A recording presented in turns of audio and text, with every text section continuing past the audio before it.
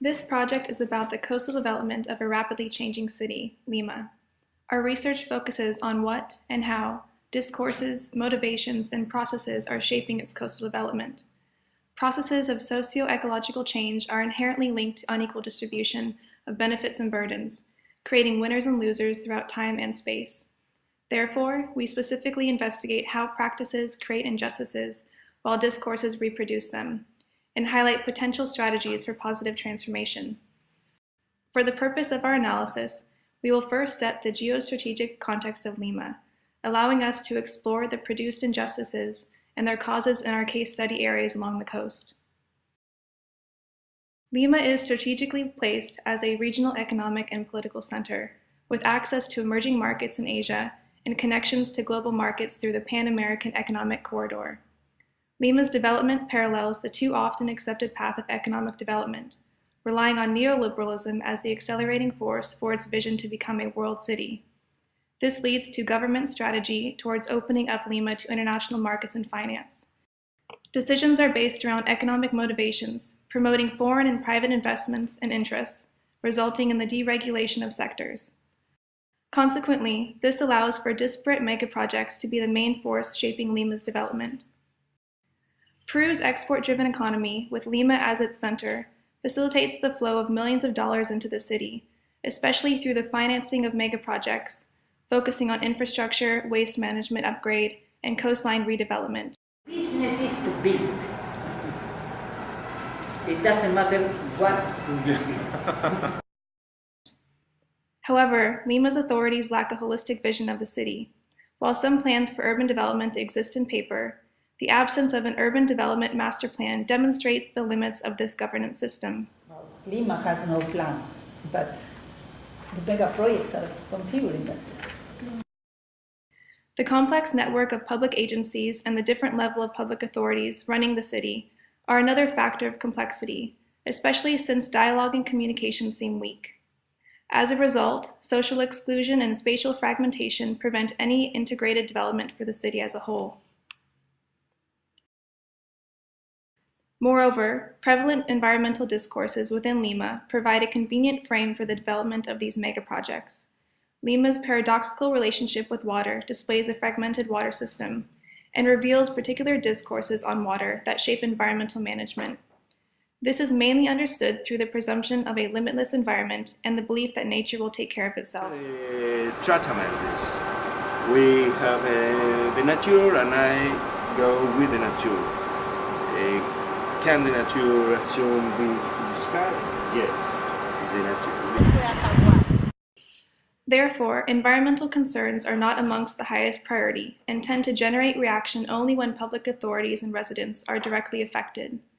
This pattern leads to the creation of socio-environmental injustices and their displacement instead of addressing them in institutional and everyday practices. With a lot of private sector, and when you really see like the commercial interests that are behind, like really that's what drives the world. And like in waste in particular, it's not interesting for waste disposal companies for there to be recycling programs. There's a lot of money involved in garbage and receiving garbage.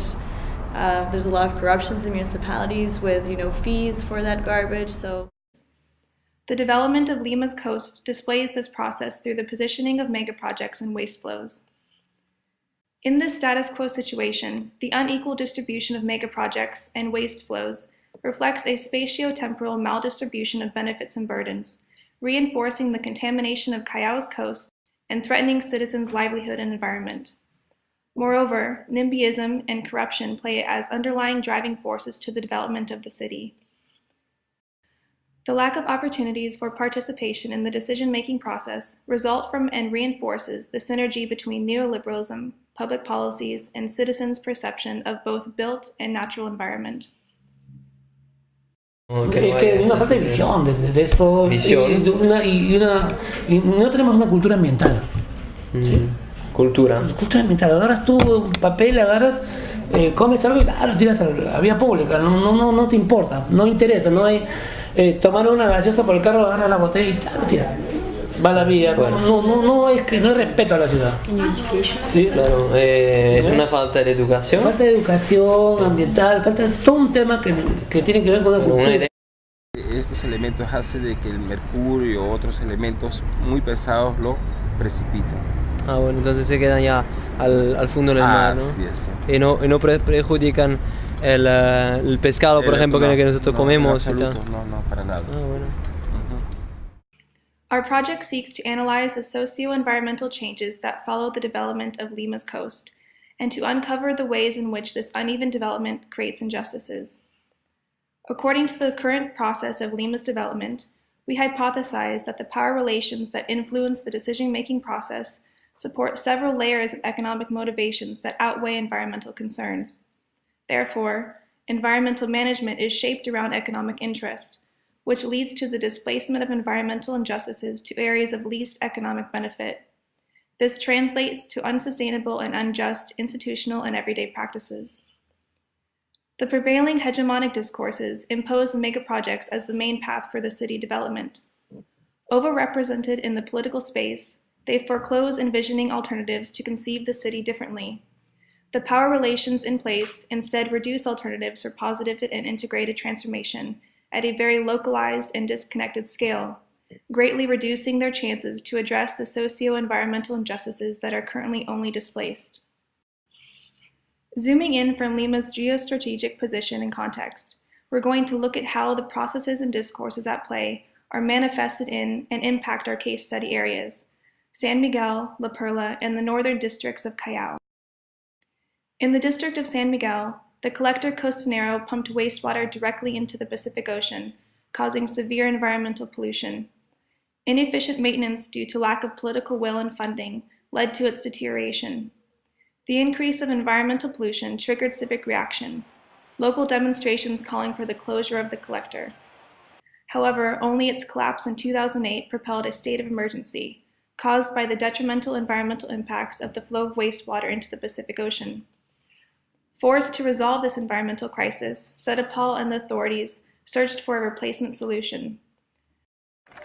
Que cierren los colectores de Lima y del Callao porque no se puede seguir contaminando el mar, porque queremos playa y porque queremos vivir dignamente.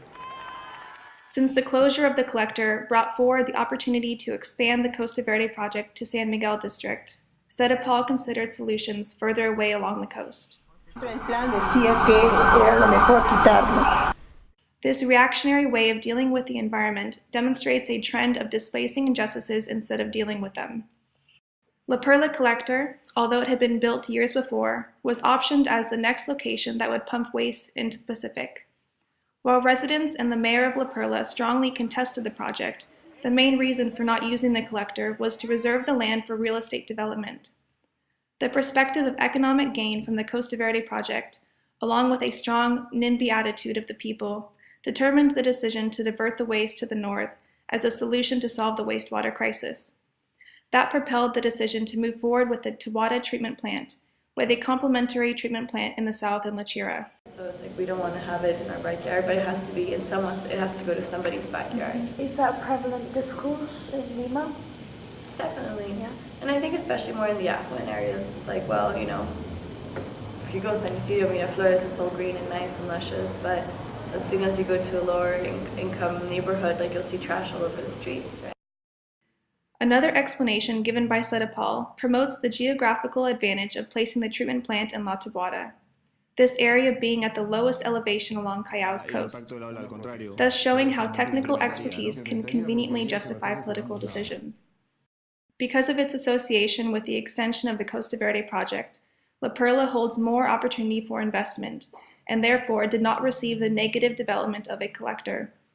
Decisions about the environment are approached through the lenses of economic interests and result in injustices displaced to areas of least economic benefit.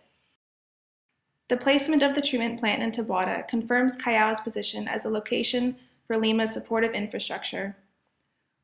Along with the airport, port, and industrial factories, it leaves Callao with a double burden.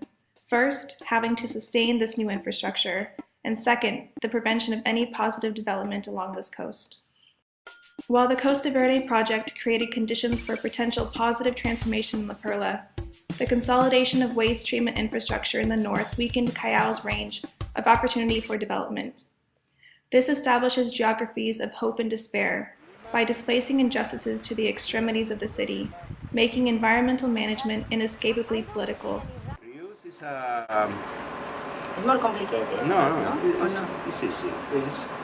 It's a political decision and it's dangerous decision. Oh, we are going to reuse all the water. No, we have so much water from the Andes. If we want to trade this water under with high level of treatment, we need so much energy, so much inversion, so much. We need. The construction of the treatment plant, which began in July 2010, was attributed to the Spanish company ACS after a non-transparent decision-making process. Despite Brazilian companies offering better treatment solution, the basic pre-treatment solution of ACS was chosen, raising concern over possible corruption. While currently functioning below capacity, Cecile states that the plant is to be fully operational in June 2013. Here the water is so contaminated, we cannot see about this distance. No, I don't see the hand, I see the hand. While this provided an immediate solution to the threat along Lima's southern coast, the placement of the treatment plant in the north meant that the surrounding areas would now be negatively affected by the flow of wastewater into the ocean. Resistance from the fishing companies to the construction of the treatment plant prompted the Housing Ministry to compensate the fishing companies' owners by offering them land for potential investment in the coastal area of San Miguel. This guy of the fish meal company saying no. I am also having a diversification of my business. I also have a construction company. Where? In San Miguel? Oh, okay. San Miguel, construction company, fish meal. Okay, wait a minute. What's going on? Due to its additional industrial activities, Cayao's coast is nowadays extremely polluted, pushing its residents to travel all the way to Costa Verde during weekends or bank holidays. The addition of the treatment plant consolidates this situation, while demonstrating how supportive mega projects built in Callao deprive its residents from recreational development along its coast. The development of Lima illustrates a unique understanding of the environment in a perceived, conceived, or constructed way, where the vision of a competitive city, reinforced by neoliberalism, is coupled to a complex relationship to the ocean and to the water in general. This pattern results in the creation, reinforcement, and displacement of injustices, with environmental, socioeconomic, and political consequences, expressed unevenly in time and space, always at the disadvantage of the poorest. By examining how these processes and discourses translate into flows of public and private investment and of waste, it is clear that Lima is positioning its southern coast as a space of positive development, while its northern coast remains a dumping ground for waste infrastructure, trade points, and factories. The map displays the spatial consequences of these flows, and their directions reveal particular motivations of decision makers. The flows of foreign investment illustrate how the city development is driven by mega projects, while the flow of public investment emphasizes the neoliberal vision of the city. As the Costa Verde extends, we can notice trends of public investment that finance its development, while trends of mainly international investment flow into real estate. On the other hand, the positioning of supportive industrial infrastructure in Callao, along with the flows of waste to the north, demonstrates the strong contrast between Lima's southern and northern coastal development, showing Callao as a place where positive development is hindered. In other words, if we look at Lima Metropolitan as a metabolism, where all elements are interdependent and interconnected, Callao would represent the sink area of the city, where all the flows of solid and liquid waste are received and dealt with. However, other processes at play suggest potential negative outcomes of the Costa Verde development, despite its support by the 6 municipality districts. We identified trends of gentrification in the districts along the coast, as they transition towards more commercial and high-income development. This is especially visible in San Miguel. Therefore, this shift in socioeconomic conditions could lead to a homogenization and a change in character of the coastal districts. While the developers of Costa Verde promote an overall improvement of living conditions, the low to middle income residents might be unable to access these benefits. It's unfair. For example, those fishermen that used to be down in Miraflores have probably lost that livelihood. And the most likely is that they didn't find employment afterwards. This mapping of flows allows us to identify a wide range of injustices displayed along two coasts. While we mapped their spatial dimension, our purpose is also to highlight their often intangible aspects. Although each injustice displays socio-political, socio-economic, and environmental layers, we intend to give representative examples for each one of these aspects. By making them visible, we intend to propose strategies that can address them. Although the Costa Verde project is presented as an opportunity to reunite Lima with the ocean, by creating public space for recreation, enjoyment of the beach, and to fulfill green space requirements set by the Ministry of Environment, it is apparent that the project has been increasingly geared to attract large private investments, in the form of hotels, restaurants, casinos, and others, which has led to a decrease in public space. This is predominantly caused by the tendency to rely solely on neoliberal tactics to city development, which emphasizes private-led development rather than reflecting the wider social interest of the community. The right to the city is deprived. Another negative effect of the Costa Verde development will include a drastic increase in land value and subsequently housing prices. Referring back to the example of San Miguel, real estate developers construct high-rise commercial buildings in low-income residential areas, benefiting higher-income residents and disadvantaging the economically vulnerable along the coast. Increases in land prices will most likely force current residents to leave. Viewing this momentum of infrastructure development as beneficial to the whole city is deeply flawed, as it creates an uneven landscape of benefits and burdens. It is obvious that this development is not neutral, but rather inherently determines winners and losers in relation to their socioeconomic position.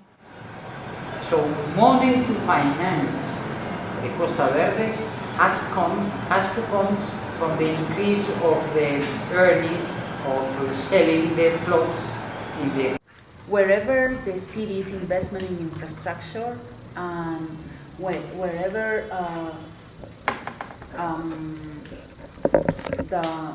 they are providing more access and more facilities, that land is going to increase their price, and poor people is going to be excluded of the possibility of continue to live there. From here, there are insecurity, violence, problems.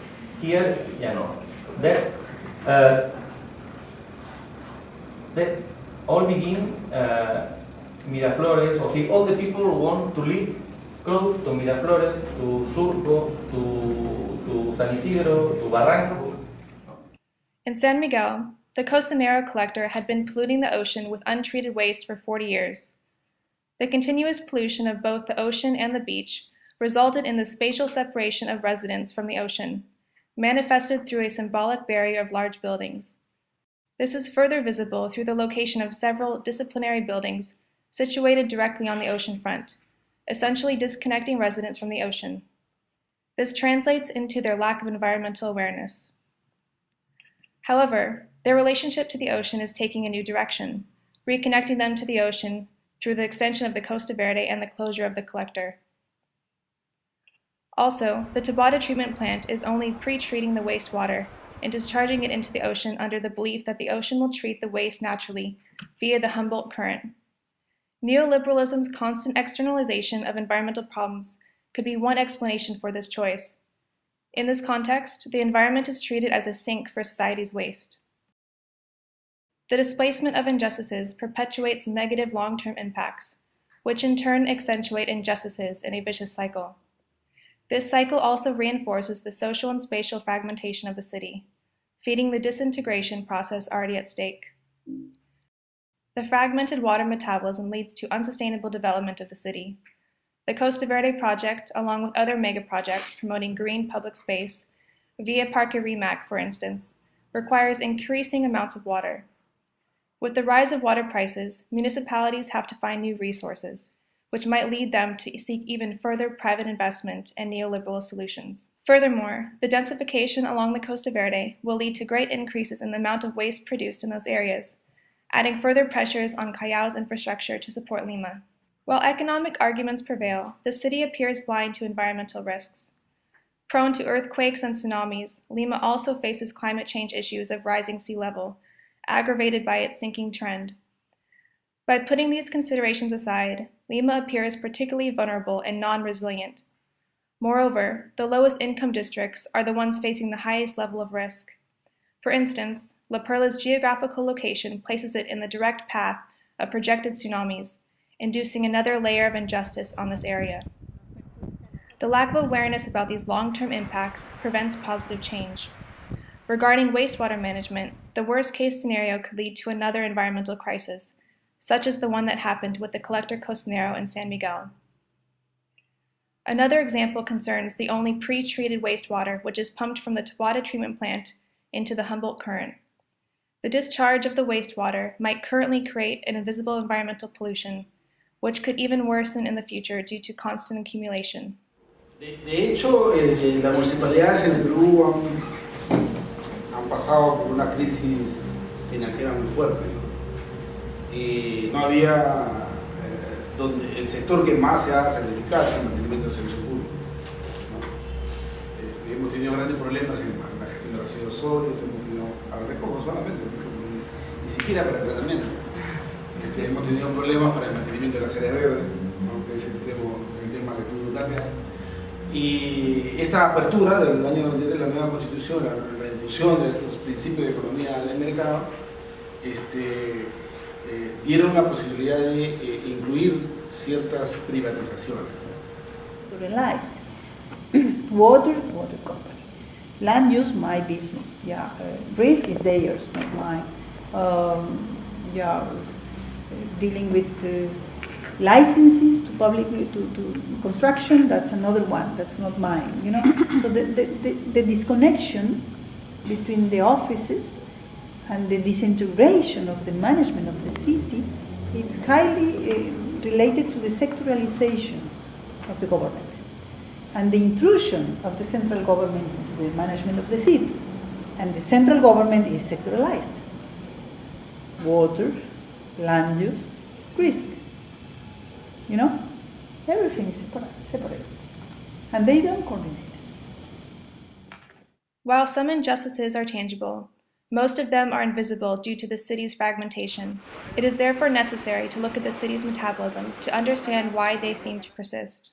The constant displacement of socio-environmental problems requires a need for a transition that would consider alternatives, since without environmental integration in institutional and everyday practices, the current socio-political construction of the environment will feed into the same vicious cycle of injustices.